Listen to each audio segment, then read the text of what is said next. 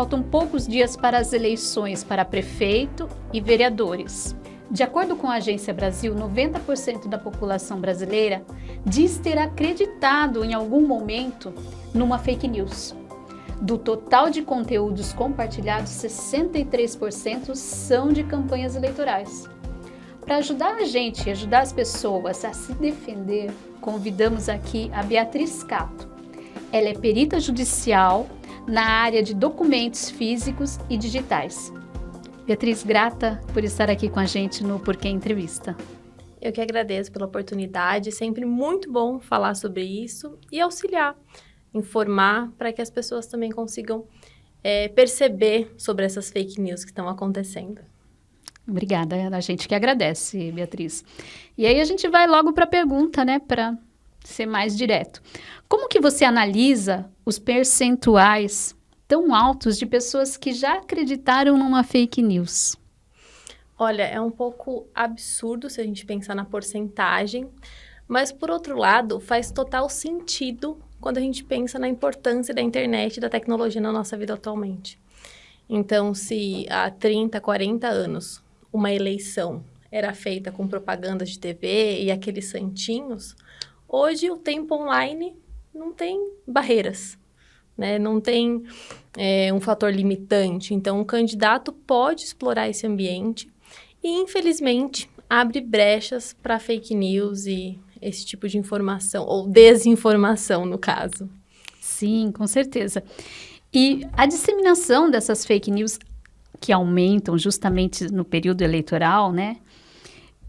Como que você analisa isso? Porque a gente sabe que muitas pessoas acabam compartilhando isso, ou mesmo tem pessoas que acabam enviando isso, né, justamente para provocar uma dúvida nas pessoas. Como que você avalia essa disseminação? Olha, eu acho que a gente precisa prestar atenção em alguns fatores, até técnicos de uma imagem e de um vídeo. Então, quando a gente observa uma imagem e recebe uma notícia, a gente precisa entender que a internet facilita muito a manipulação. Então, um software que a gente manipulava, criava ali como se fosse uma manchete de jornal há 10 anos, era muito mais inacessível do que hoje em dia. Então, é muito mais fácil você criar esses conteúdos e quando a gente se depara com eles, pensando aí numa foto ou num vídeo, é observar atentamente. Eu costumo dizer que está nos detalhes. É sempre os detalhes que vai nos mostrar se aquilo pode ou não ser uma manipulação. Então, numa imagem, por exemplo, para mostrar ali multidões, tem muito copia e cola. Então, pega uma parte das pessoas, vai copiando e colando, e aí, por consequência, aquilo vira muita gente, quando não tinha. Então, observa, procura ver os rostos daquela imagem, qual é a sombra, a iluminação. Então, se eu estou diante de uma luz aqui, é natural que aqui vai ter sombra. Então, esses detalhes facilitam muito quando a gente se depara com um vídeo, uma imagem. Lembrando que a inteligência artificial está ajudando muito a criar essas fake news. E também verificar a fonte, né? Observar que, quando é uma notícia, normalmente várias fontes diferentes, vários jornais divulgam isso. Então, será que tem mais de um local falando sobre o assunto? Pode parecer uma coincidência ou não, mas parece que naqueles grupos de WhatsApp, grupos de família, né? Parece que a divulgação de fake news acaba sendo maior, né? Eu não sei o que acontece, né? A família acaba até às vezes se dividindo entre um lado, né? Alguma característica em especial que você avalia nisso? Por que nos grupos de família acabam acontecendo mais a divulgação, né, das fake news? Eu acho que porque acaba sendo um ambiente em que a pessoa se sente à vontade para ser quem ela é. É quase como se o filtro da sociedade saísse um pouquinho. É diferente ali a minha máscara no trabalho, meu filtro no trabalho, na relação com o meu vizinho, mas a minha família é minha família, independente do que aconteça. E aí tem a questão da facilidade em compartilhar. Hoje, com um clique, você envia para várias pessoas. E aí o WhatsApp até aparece ali, né? Enviado várias vezes, algo assim. Compartilhado muitas vezes. Mas não necessariamente o porquê foi compartilhado significa que é uma fake news. Às vezes é só uma notícia que foi divulgada. Mas facilita muito essa divulgação. Exato. É uma coisa curiosa que a gente precisava observar, né? É interessante. E justamente agora, nesse período eleitoral, a disseminação das fake news aumenta. É possível perceber isso? Com certeza, porque tem dezenas de candidatos a prefeitos e muito mais, centenas, milhares para vereador. Então, naturalmente, são pessoas disputando a atenção. E aí, sem entrar muito na questão de política, mas parando também para falar sobre isso porque é importante, a gente vive hoje uma dualidade, quase como dois polos. Exato.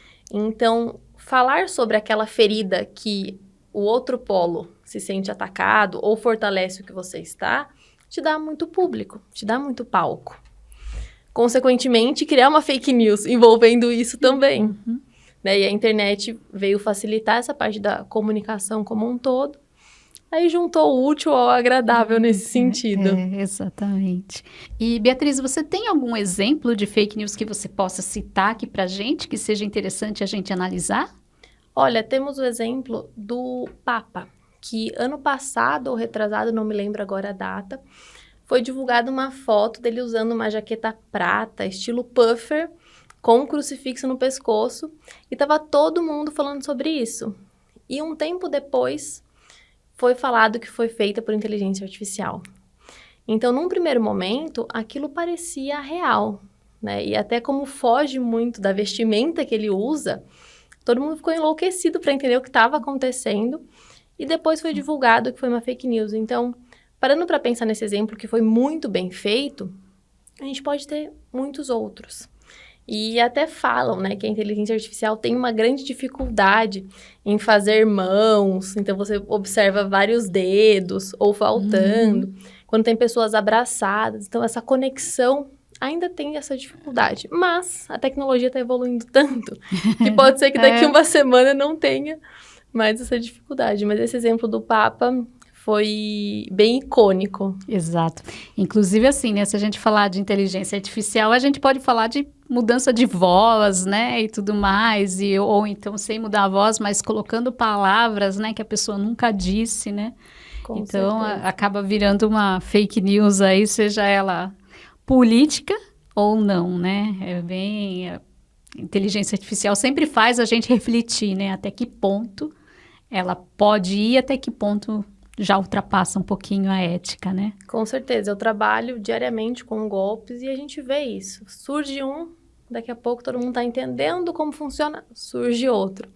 E a inteligência artificial atua diretamente nisso, principalmente nesse caso, envolvendo ali a manipulação de um áudio, de uma voz, de um vídeo e até mesmo de uma videochamada. É verdade. Então, é até para refletir, né? Aonde chegaremos nesse sentido, pensando que sempre tem alguém que vai usar essa tecnologia para praticar ou prejudicar alguém. Qual é o limite, Qual né? seria o limite? Gente pergunta, né?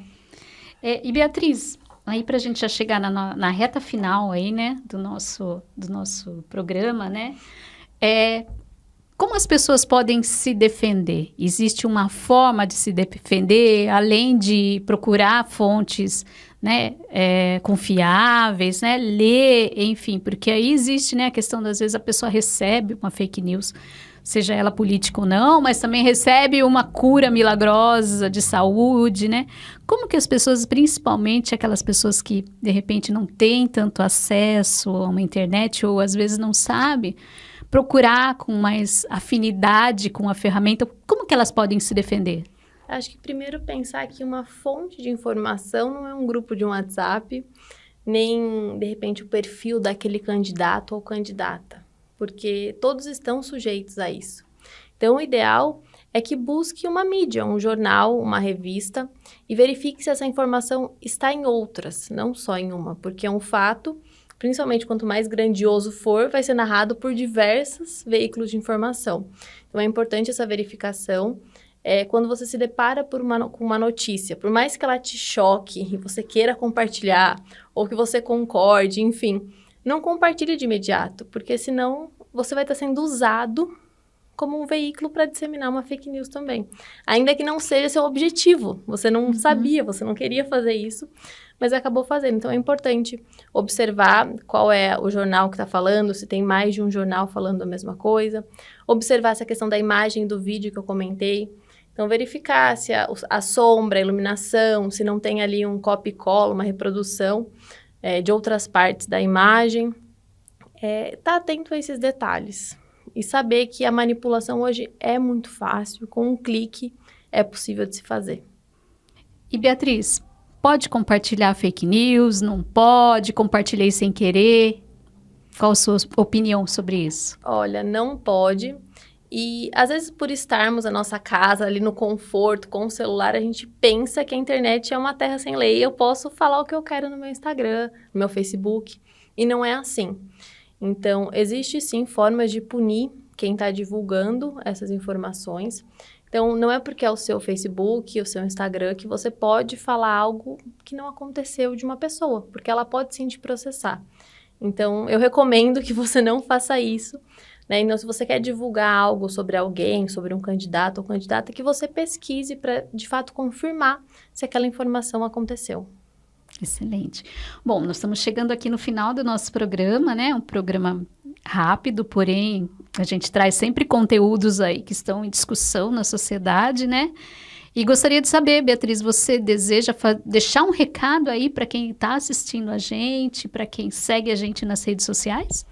Eu acho que o recado é estar atento a esses detalhes, não só para essas fake news, que estamos num momento de bombardeio, mas também para o dia a dia, porque outros golpes acontecem e, infelizmente, as pessoas caem por estar distraídas ou ali na correria.